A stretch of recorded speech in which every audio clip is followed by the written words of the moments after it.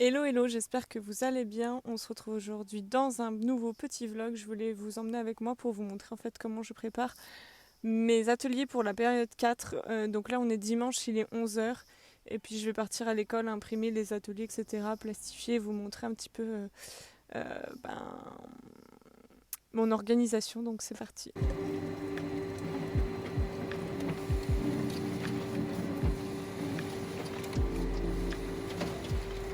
Ensuite, la deuxième étape, donc une fois que c'est imprimé, c'est de faire la correction. Donc j'imprime en général sur du papier cartonné, même si je plastifie derrière, tout simplement pour pas qu'ils puissent voir par transparence.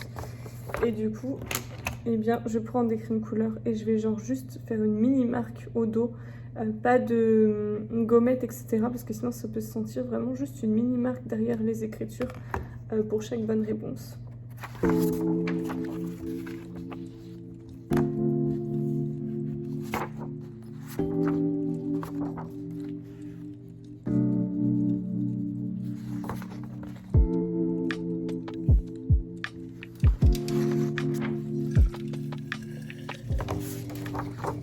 Vous voyez, juste quelques petits traits. Et donc après, bah, je plastifie quoi. Bon bah vous vous doutez bien qu'après l'étape d'après, c'est le découpage. Ensuite, donc tout ce qui est atelier se passe donc dans ce meuble. J'ai une ligne pour les CM, une ligne pour les CE2 et ça c'est mon stock. Donc dans les bacs rouges, il y a des ateliers de français, dans les bacs bleus, les ateliers de maths et dans les bacs jaunes, les ateliers autres, genre géographie, sciences, anglais, etc. Donc ça se présente comme ça. À chaque fois donc, que je crée un nouvel atelier et que je veux le mettre, je récupère des barquettes tout simplement comme ça en plastique qui sont donc étiquetées avec du coup la bonne couleur pour qu'ils puissent être autonomes pour les ranger. Et donc à chaque fois, donc dans un atelier, on retrouve au fond de la barquette le titre de l'atelier, les petites passes à linge et les cartes. Ils le font, c'est du coup autocorrectif à chaque fois et à chaque fois ils re-rangent. Donc voilà, on retrouve un peu ce même principe dans beaucoup de boîtes. Et là, par exemple, c'est des ateliers en anglais, donc il y a des ateliers que je crée moi, et il y a aussi beaucoup d'ateliers que je récupère déjà faits sur internet. Donc voilà un petit peu comment ça se passe.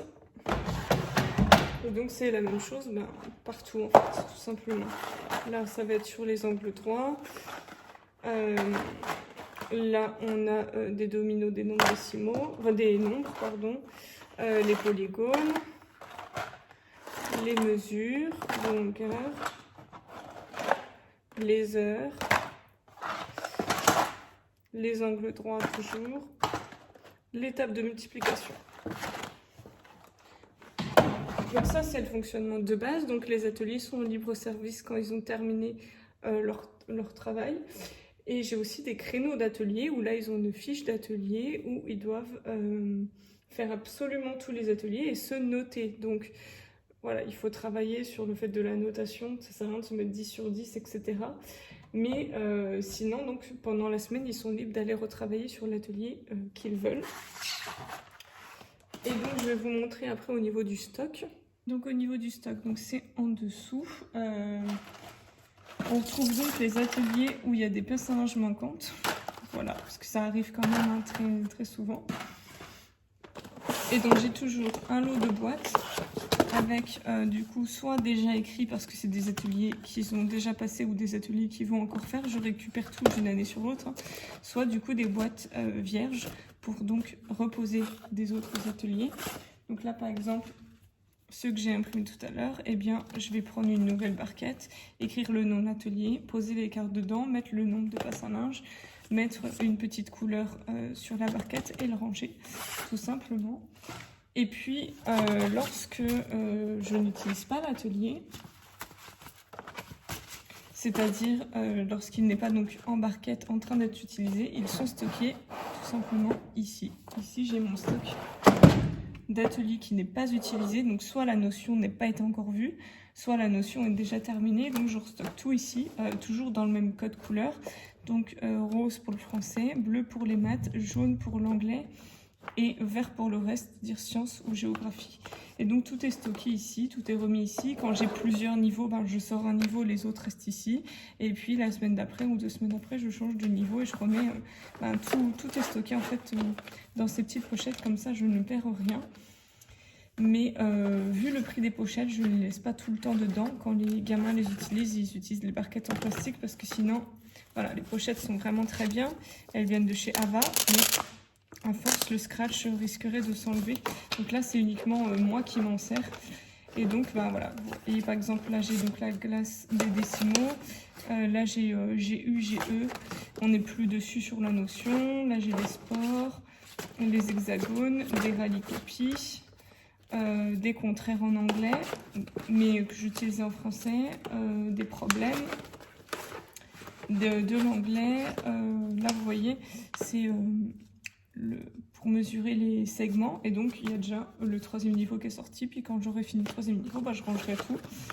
Le périmètre, quel est ce pays, etc. Donc c'est pas parce qu'on n'est pas en notion cours que je ne le sors pas à l'atelier, parfois je le sors avant qu'on aborde la notion pour que ça me permet aussi d'auto-évaluer à l'avance comment ils s'en sortent avec la notion, etc. Et puis parfois je fais des roulements en fait, tout simplement. Par exemple là, quel est ce pays, voilà, on a travaillé toute la période sur le pays, donc on range et puis on passe à quelle est cette région et on tourne et ça fait des nouveautés. Donc voilà un petit peu donc comment c'est rangé. Puis là du coup j'ai simplement une grosse boîte d'échaction avec des millions de passes à linge parce que c'est un petit peu ce que j'utilise le plus. Voilà, quand c'est des gros ateliers, je réutilise aussi parfois des boîtes comme ça. Vous voyez là, c'est des puzzles en anglais. Donc c'est quand même plus simple avec la boîte. Mais sinon, voilà un petit peu mon fonctionnement au niveau des ateliers. Et voilà, vous connaissez maintenant tous mes petits secrets pour savoir comment je fonctionne en atelier. C'est vrai que j'ai beaucoup de questions dessus, donc j'espère que ça aura pu répondre aux plus de questions. Sinon, n'hésitez pas à me rejoindre sur Instagram pour me reposer d'autres questions si vous en avez. Je vous fais des bisous et je vous dis à la prochaine. Salut!